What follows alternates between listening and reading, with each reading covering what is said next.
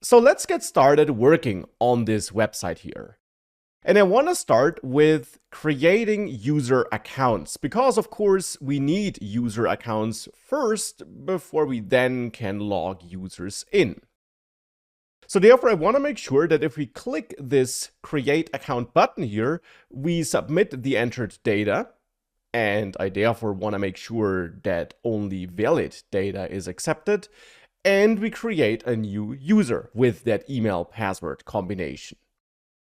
Now, as I mentioned in the previous lecture already, this starting project already comes with a database in the end that will contain a users table where we need to store a unique email and a password. So that's exactly what I want to do as a first step now. And therefore, on this auth form here, I want to add a server action that handles the form submission where we extract the email password combination and store it in the database. And I actually don't just want to extract and store that data. Instead, I also want to validate it so that we, for example, catch values that aren't valid email addresses or potentially also passwords which are too short, let's say. And therefore, as a first step, I'll add a new folder in this project, in the root project folder, and I'll name it Actions because here I want to store my server actions in separate files. That's, of course, not something you have to do, as you learned in this course, but it is something I will do here. And therefore, here I'll add an auth.js file, or maybe auth-actions.js to make it clear that we'll store some server actions in there. The name, of course, is up to you. And then in that file, I'll add this use server directive at the top of this file, because as you learned in this course, if you want to create functions that should serve as server actions in a Next.js application, you need to add this use server directive here at the top of the file where you create those functions or inside of the functions themselves. And here, since I have a separate file, I add it at the top. Okay, so that's the first step. The next step is to create a new async function in here, and it must be async as you learned. Server actions are async functions, which I'll name Signup. The name, of course, is up to you, but this name should be pretty descriptive regarding what this function will do. Well, and then this function will eventually receive some form data, as you learned, since I plan on using it as a server action and since I plan on assigning it to a form. And then Next.js will automatically provide that form data. And here I'll then extract my email from that form data with form data get email and my password with form data get password, like this. And of course, these names, email and password, are not some random names I picked here, but instead these are the names you'll find in the auth form, here assigned to the name attribute.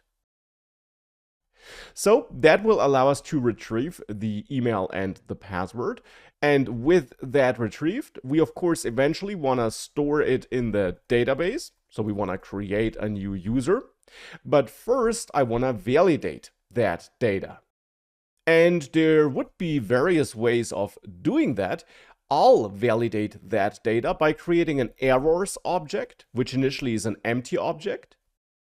And I'll then check if my email does not include an @ symbol. So a pretty basic check, but better than nothing. And if that's the case, I want to add a new field to that errors object. Let's say a field named email, which contains the error message. And in my case here, that will be please enter a valid email address or something like this.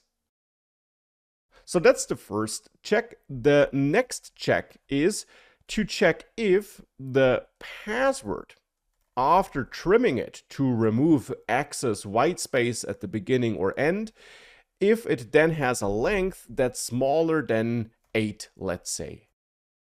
So that we force the user to pick a password that's at least 8 characters long, for security reasons. So if we have a shorter password, I'll add a password field to the errors object. And in there, we could have an error message like password must be at least 8 characters long to tell the user what's wrong. Though, of course, just by creating this errors object, we won't do anything. Instead, we of course need to kind of pass this object here to our frontend, to our form, and output it there. And you did learn in this course how that can be achieved with help of the use form state hook. So here in the auth form.js file, we can actually import something from React-DOM, and that something is the use form state hook, about which you learned earlier in the course already. There, you also learned that this hook only works in a client component, and therefore I'll add the use client directive here at the top of the auth form.js file. Well, and then with that, we can call use form state here in the auth form. And we now need to pass the server action that should be handled with help of the use form state hook as a first argument to that hook. And that server action, of course, is that signup action I'm working on here. Therefore, we should actually export this function from the auth actions file so that in auth form.js we can import it and import this signup function from the actions folder and the auth actions file. And it's then this signup action that will be passed as a first argument to use form state. The second argument, as you learned, is the initial state, and in my case here, that will be an empty object. And then we'll get back an array with exactly 2 elements, where the first element will be the form state, and the second argument will be the action, so this signup action, but actually wrapped with an extra function, essentially, that allows React to listen to that action and manage this form state for us. So it's then this form action that should be assigned to the form as an action through the action prop, like this. And it's then the form state that can be used to output the potential error messages we might be getting due to incorrect values. And here in this form, I want to output those errors above my submit button here. And here I'll check if my form state has an errors key. Initially, it's an empty object with no keys, but I plan on adding an errors key here in the signup function soon. It's not there yet, but it will soon be there. And therefore, this form state should actually be an object with an errors key if we have some validation errors. And therefore here I'll check if that's truthy. So if we have an errors key with some values. And if that's the case, I want to output an unordered list with an ID of form-errors. And that's an ID you should add for styling purposes. And in that list, I'll then output those various errors messages we might have. And I expect errors to be an object that will have this shape. So an object that has an email or a password key, or both, depending on what's invalid. And we can therefore map those keys in that errors object to list items by using object.keys, which is a method built into JavaScript, which in the end converts a list of keys into an array. We pass the form state errors object to it, and that will then give us an array of those keys, so of those key value pairs that are stored in that errors object. And here I can then go through those different key value pair objects.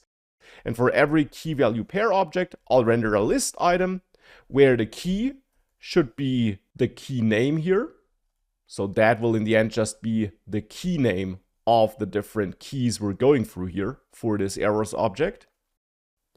And the value I then want to output here for that list item, Well, that will be formState.errors, and then I access the value for the specific key we're currently looking at. So the key here, error, will be email or password, since these will be the only keys I add to this object. And the values will then be the error messages. And it's these errors which I output here. So that should then output any validation form errors we might have, but we're not done yet. This is an important first step, but as you learned, if you wrap an action with useFormState, you need to tweak that server action function a little bit. Because it will now no longer directly get the form data, or it will not just get the form data. Instead, it will now actually get two arguments, two parameters, where the second parameter will be the form data, and the first parameter will be the previous form state. Now, I don't need that here, but we still need to accept it to make sure that we correctly extract that form data. It must be the second parameter here. And of course, I now also must return this errors object stored under a key named errors so that this code does its job.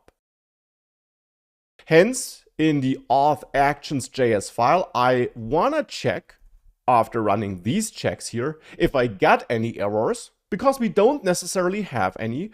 After all, we could make it past both if checks here without having any error, if the user did enter valid values, but we will know that we have at least one error if we have the email or password key in that object. Or to put it in another way, if we have any keys at all in that errors object.